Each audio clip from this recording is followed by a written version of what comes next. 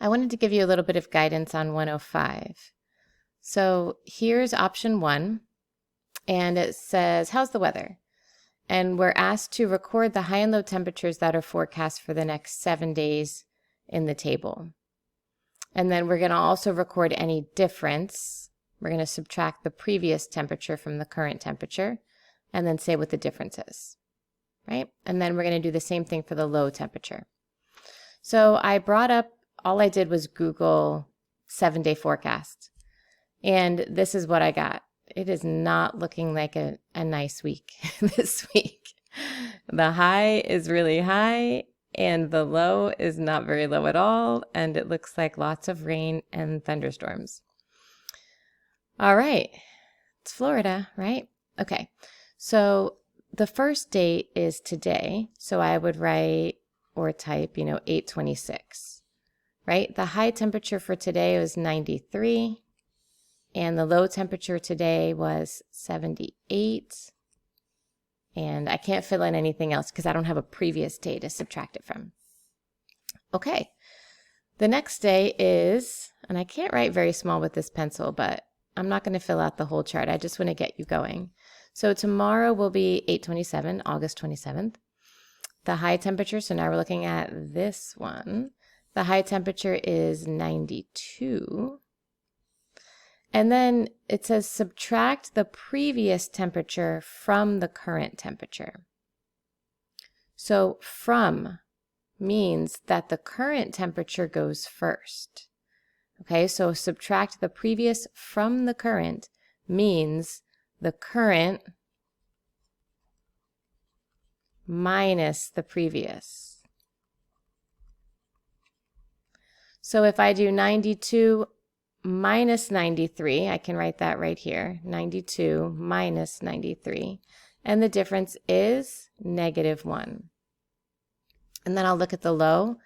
The low is 78, so 78 minus 78 gives me a difference of 0. So you'd keep going through the same way. I'll just do one more.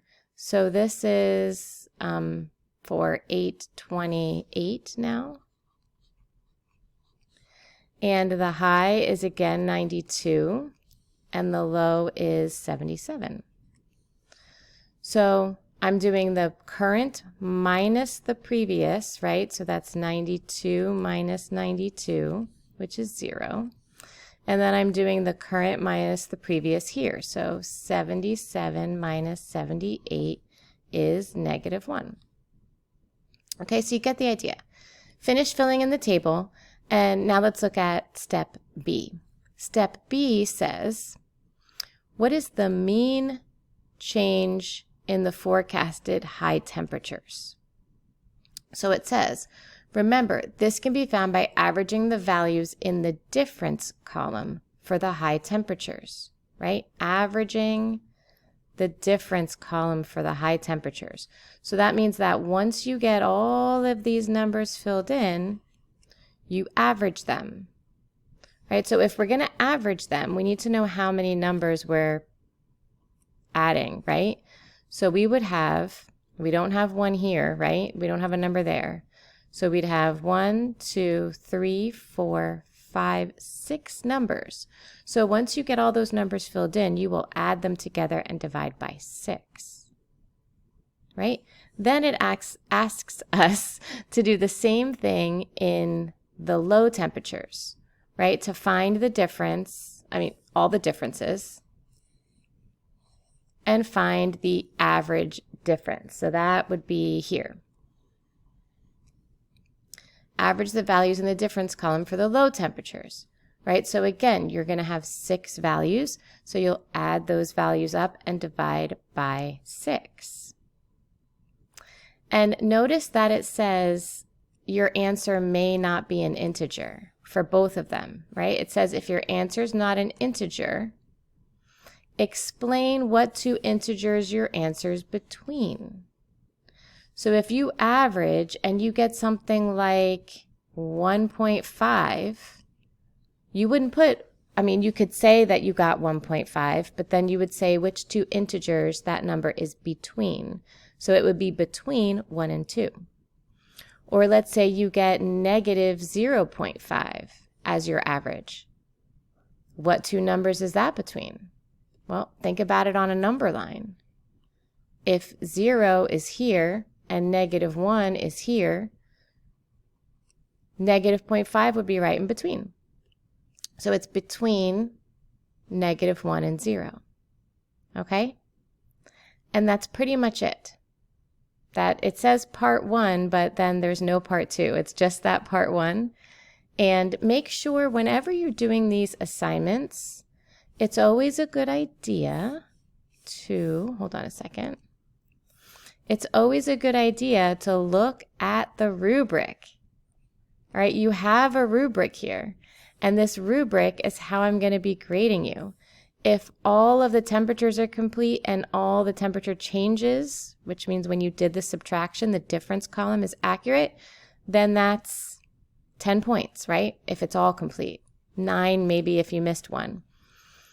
If most of them are complete and most are accurate, that can be, right? I'm sorry, I'm looking up here. So 8 to 7 points for that part, right? Some daily temperatures are included, a few are accurate, 6 to 5, and then the daily temperatures are missing or incorrect, 4 to 0. And that's for each question, right? So that's why at the top we have a total of 20 to 18 because there's, more than one, there's 2 questions, okay? So I hope that helps. Let me know if you have any questions on this assignment. I almost forgot to mention the options you have for submitting this assignment. And you can do that either in a document or on paper. So if you decide to do it in a document, you would need to copy this table and then paste it into either a Word doc or a Google Doc. And then after you fill in all of the table entries, then you would also need to answer those 2 questions in that same document.